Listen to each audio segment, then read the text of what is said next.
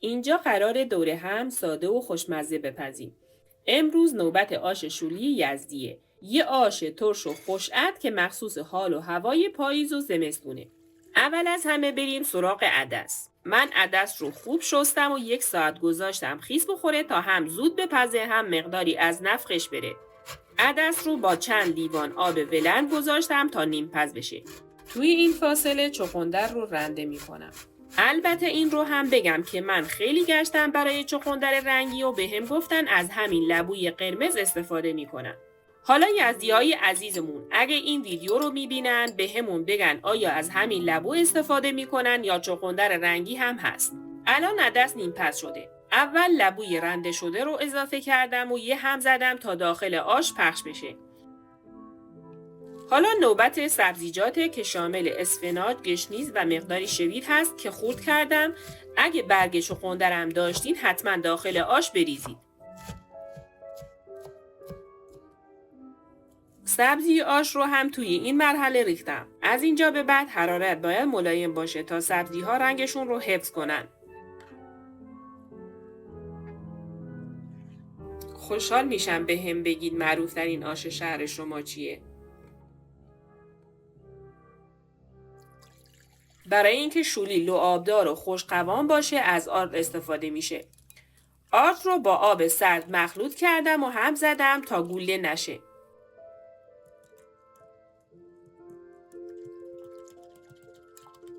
اگه عاشق آش‌های سنتی و ایرانی هستی داخل کانال کلی آموزش آش خوشمزه هست.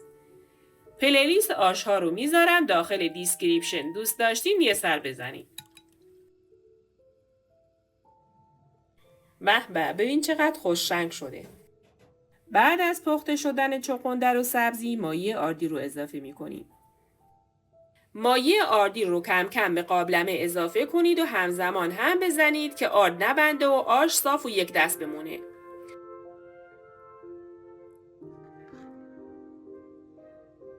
اگه این ویدیو رو دوست داشتین خوشحال میشم لایک کنید و برای دیدن ویدیوهای بیشتر کانال رو سابسکرایب کنید.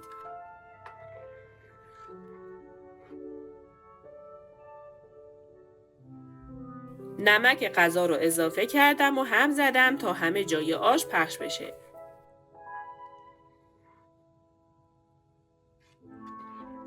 در قابلمه رو گذاشتم و رفتم سراغ خرد کردن پیازها. پیازها رو خلالی نازک برش زدم. برای این آش خوشمزه از پیاز فراوون استفاده کنید چون شولی رو خوش عطر میکنه.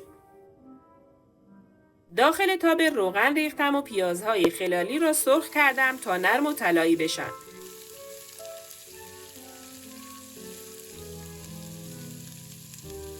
مقداری نمک هم به پیاز زدم که هم مزه میگیره هم زودتر سرخ میشه.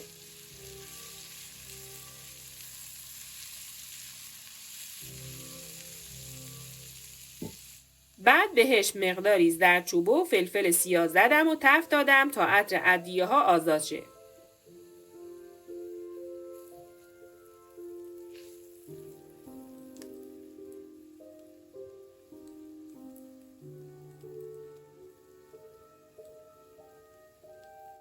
حالا پیاز داغ رو ریختم داخل قابلمه آش و خوب هم زدم که طعمش پخش بشه. بعد اضافه کردن پیاز داغ نیم ساعت با شعله خیلی ملایم گذاشتم تا آش جا بیفته. حتما در طول پخت چند مرتبه هم بزنید که آش ته نگیره.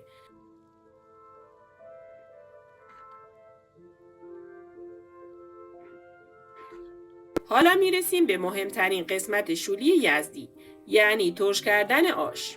یزدیای عزیز معمولاً از سرکه استفاده میکنن، ولی از آبخوره یا رب انار هم میشه استفاده کرد. موقع اضافه کردن سرکه حتما از آش بچشید و ترشی آش رو تنظیم کنید. مزه آش باید ترش ملایم باشه، نه اینکه مزه سرکه غالب باشه. این هم از آش شولی یزدی امروز ما. اگه درستش کردی توی کامنت ها برام بنویس از 1 تا 10 چه امتیازی بهش میدی. من داخل کاسه کشیدم و روش رو با پیاز داغ و نعنا داغ و مقداری کش تزیین کردم. یادت نره اینجا قرار دور هم ساده و خوشمزه بپزیم. مرسی که همراه هم بودین. تا ویدیوی بعدی دلتون شاد و غذاتون خوش‌طعم.